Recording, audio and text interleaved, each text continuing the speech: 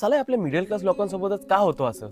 ना कुठे फिरायला भेटत, ना मित्रांसोबत कुठे पार्ट्यांना जायला भेटत. आज माझे संडेला मित्र चालले तर वेट एन्जॉयला, मला नाही जाता येते का? कारण पैसे नाही आहेत भावा. महिन्याला 12,000 रुपये कमवतोय, 5,000 रुपये घराचं भाडं जाते, 4,000 रुपये मला घर खर्चाला द्यावे लागतात.